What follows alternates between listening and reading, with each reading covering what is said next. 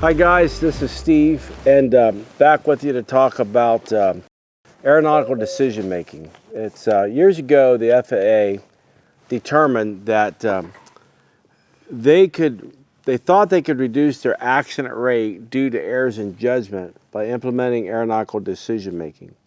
And the statistics for the FAA, according to the Pilot's Handbook of Aeronautical Knowledge, really paid off. Showed that aeronautical decision making was a good thing. And so the overarching thought that we want to have is that the FAA believes that we as flight instructors can teach judgment. And they believe that we can teach judgment by teaching ADM, aeronautical decision making. However, they've also made it clear that we probably cannot be very effective in teaching ADM if our student has one or more hazardous attitudes. So we can teach judgment by teaching ADM principles, but if our student has one or more hazardous attitudes, we're probably not going to be able to teach them judgment like we would like to. So, what is aeronautical decision making? It's often called ADM. So ADM, for the most part, and you might see it differently, but when I have studied it for years, I see it for the most part is it falls into three areas. ADM typically falls into the 3P process. It falls into the 5P process, and then it moves into the decide model. On this video, we're going to go through the 3P process. But first, remember, the FAA says if a person has a hazardous attitude, we probably cannot teach them judgment. So let's first talk about the hazardous attitudes identified by the FAA, and then we'll go on and talk about the 3P process. So the hazardous attitudes, I've always taught it and remembered it with the acronym RAIM, R-A-I-I-M. Some people remember it with they use Army, A-R-M-I-I. There's another one out there too that I can't remember, but the hazardous attitudes that tend to come to us as pilots that we have to fight ourselves, not just, of course, our students, starts off with resignation. The student, the person, the pilot gets overwhelmed and they can literally just resign, give up on what they're doing in flying. Another one that's common is anti-authority. We oftentimes see that go hand in hand with macho, or at least my experience is such that it does. But resignation is a big one. Resignation. Also, in there would be invulnerable. A person feels like they're invulnerable. That's not going to happen to me. We all have a little bit of that. We have to fight. We have to fight our own defense mechanisms. So resignation, anti-authority, invulnerable. The next one is impulsive. Sometimes you'll get a person who, when you're trying to teach them, they're just constantly pushing switches and moving dials. And a lot of times you have to say, hey, can you just hold on and let me show you this, and I'll show you the right path to get through. And then last of all is macho. So according to the FAA, this resignation, anti-authority, invulnerable, impulsive, and macho, these these hazardous attitudes cause us to have less capability to use the judgment that we've been taught through things like the 3P process. So here's our hazardous attitudes. Now we're going to go back up and talk about ADM, 3P process. But before I do that, we're going to go into one more thing. We're going to talk about a hazard. What is a hazard versus a risk? What's a hazard and what's a risk? Well, a hazard is typically a known or perceived problem. If I pre-flight this airplane and I find a nick in the prop, the hazard is the nick in the prop. It's the known or perceived problem. The risk is that that's a weak spot in the prop. And that prop could separate right there. And if it's separated, I might lose the last 8 inches of the prop. Well, now the engine is going to be significantly out of balance. It could actually be so bad that it ripped the engine from the motor mounts. The engine comes off the airplane, and now we have a serious weight and balance problem as we try to glide, and we can't even maintain flight because now we have a serious aft CG. That's one extreme example. Another example might be that we have a bald tire, and we look at the bald tire and we think, oh, it's not that bad, when it really is. We got cords showing, and the risk could be that we land and blow a tire. Another hazard might be the oil's on the belly of the airplane. It'd be easy to say, yeah, this one does that a lot.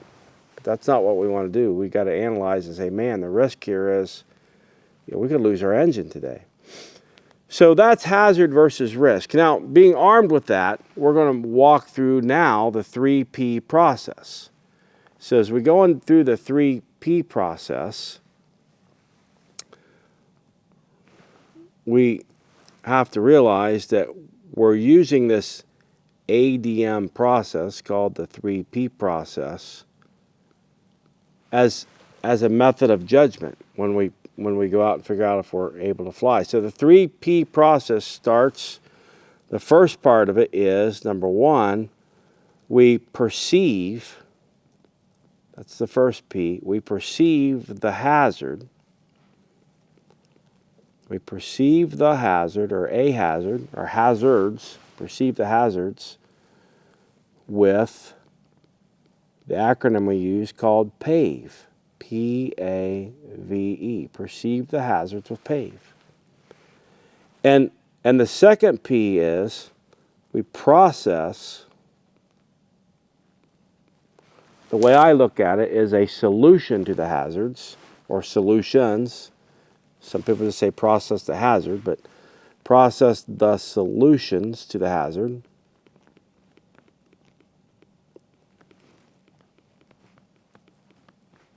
With care.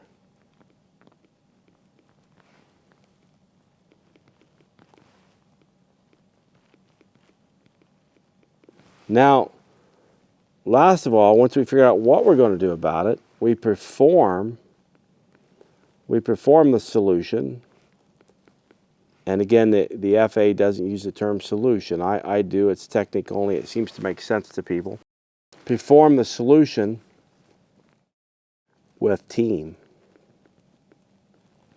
So this is the 3P process, and we're going to further break that down. So perceive, process, and perform, and we do it with PAVE, care, and team. So let's go through this first one called PAVE. So P-A-V-E. Of course, that's an acronym for pilot, or mnemonic, I should say, for pilot, for airplane or aircraft.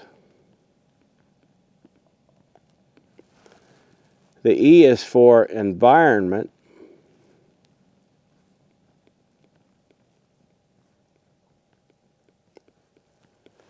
And the E is for external pressure, the big killer.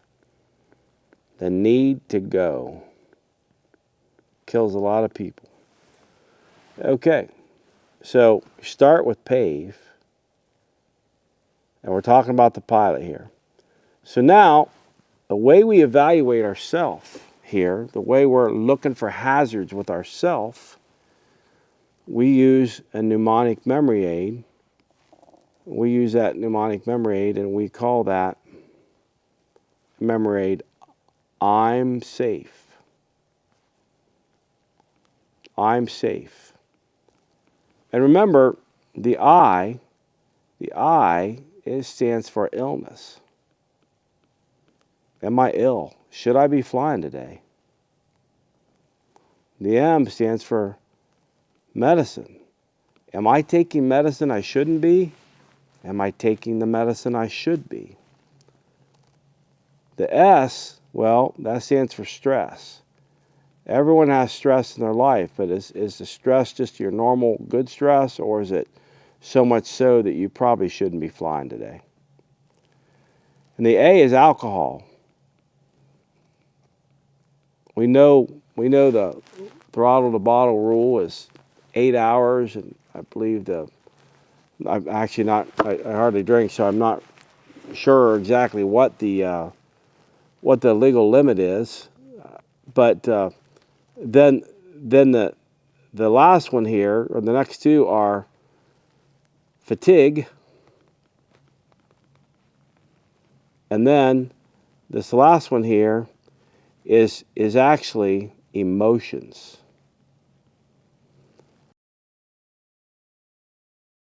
My dog died, my girl's sick, my many things like that, but people also use eating and emotions. So we need to make sure we're prepared to fly. We got to make sure we're not ill, our medicine's good, we're not overstressed, alcohol, fatigue, emotions.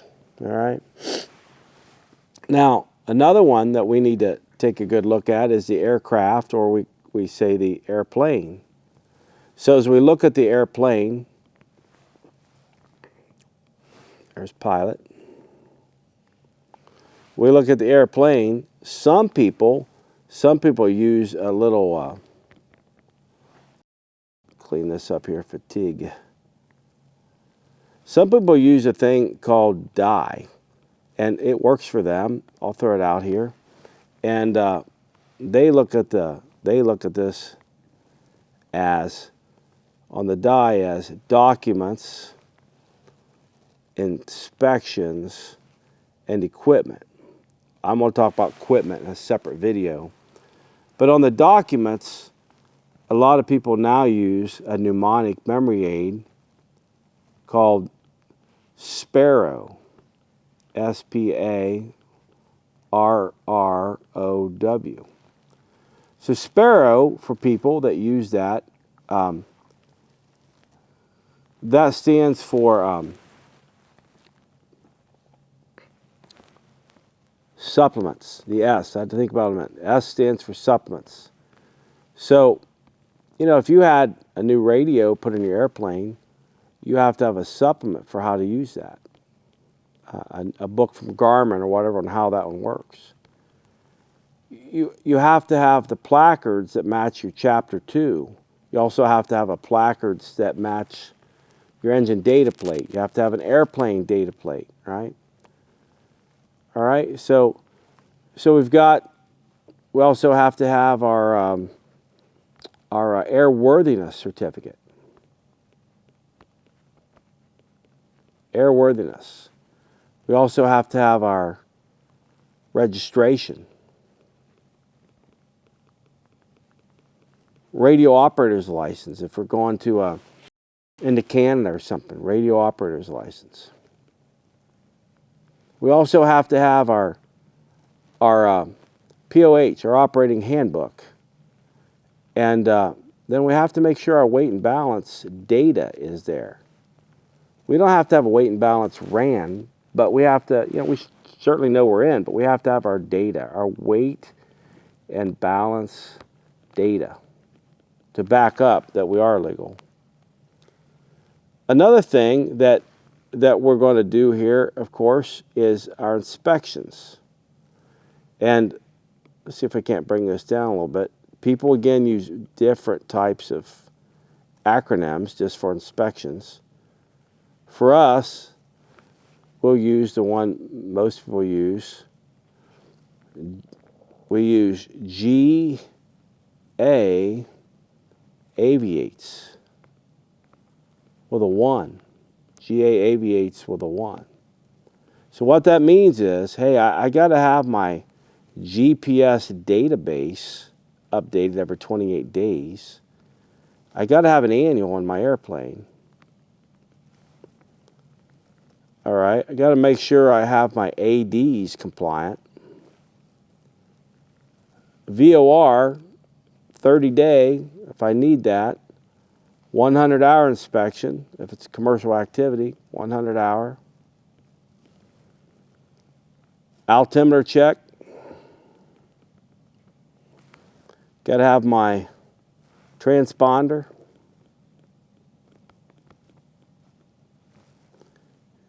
ELT. And my static system check. So these two methods here, they work pretty good. You know, we go all the way through here. We've took our pilot into I'm safe. We've took the airplane into a mnemonic of Sparrow for the documents, another mnemonic for the inspections of GA aviates. And on this equipment right here, we're going to talk about that again right here. We're going to talk about that in a separate video. And then we've got our environment. We've got to make sure that our environment is satisfactory for us to fly in. So the environment, we use an acronym called NW Craft. With NW Craft, we're dealing with, right here, with NOTAMs. Got to make sure that, I think today we call it Notices to Air Emissions. I still call it NOTAMs. All right, we've got to make sure the NOTAMs are good, that we have good weather for what we want to do, any kind of known delays.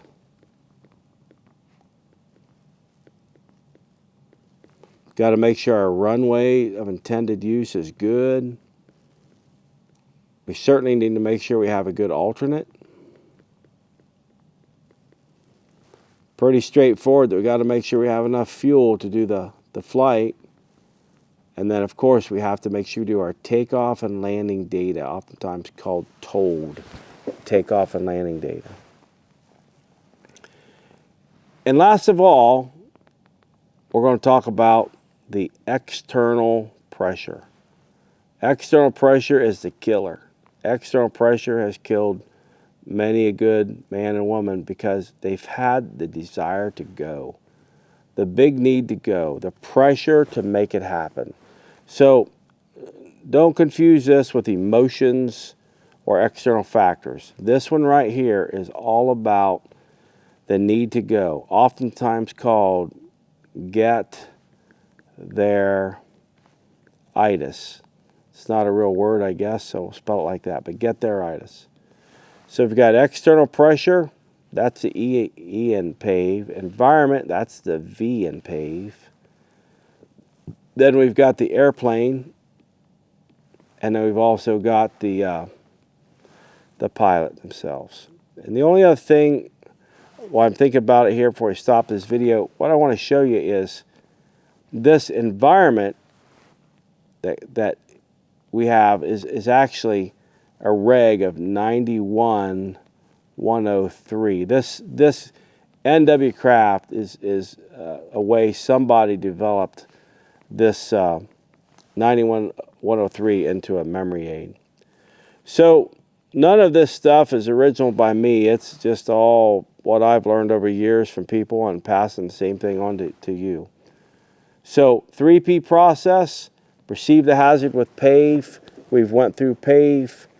We'll take the care real quick. It's a pretty simple one as well. The first thing we have to do when it comes to care, write that out here.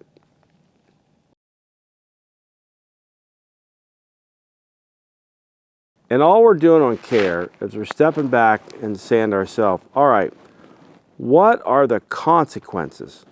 What are the consequences if the problem arises? In other words, I found the hazard. If I take off and leave that hazard as it is, and I don't take care of that, what are the consequences?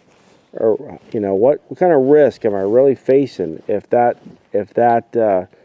oil is pouring out of the engine and I lose an engine, or that tire is going to blow? Consequences. Now, what are the alternatives to taking that flight? Well, maybe I don't go. That's an easy alternative. Maybe I take another plane, or maybe I'm going to get the airplane fixed and then go. All right? And then number 3, what's the reality? What's the reality of this weather clearing? I might say I'm waiting 2 hours to eliminate this hazard, but maybe the weather's not going to clear. Or what's the reality of this tire being fixed in 2 hours, and now I've got myself pinched into bad weather at the end of the day. It's going to get foggy. And then the last thing we do again is to go right back through external pressure. We have to stop ourselves from pushing ourselves in the corner with get-there-itis. External pressure. Then last of all, we have the acronym called TEAM. And TEAM almost seems to me like it fits more of a flight department mindset. But maybe people are able to make it work for them. One of them is, can I transfer this risk to somebody else more experienced? I mean, as a private pilot, we're not going to be transferring the risk. We're just going to not go. Commercial pilot, we might be transferring to somebody else. We might be transferring that risk to somebody else. Could I just eliminate the risk? Not go. Eliminate the risk. And the other thing there is, or maybe I'm willing to accept this risk. Or maybe there's something I can do to mitigate it. So this is the overarching view of the 3P process. Remember, it's kind of a long one. The 3P process is one of 3 ADM processes. The 3D process is all about hazards versus risk, perceiving the hazard with PAVE, processing it with care, perform the solution with TEAM. We go through PAVE, we go through the pilot, we look for hazards, assess risks. We do the same with the airplane. We do the same with the environment. And then we got to ask ourselves, if I've decided to go, am I succumbing to some external pressure? And then we've got to take a look at the consequences, the alternatives, the reality of even making this trip, and the external pressure. Or if we work in an environment, maybe we can transfer this to a much more senior, experienced pilot.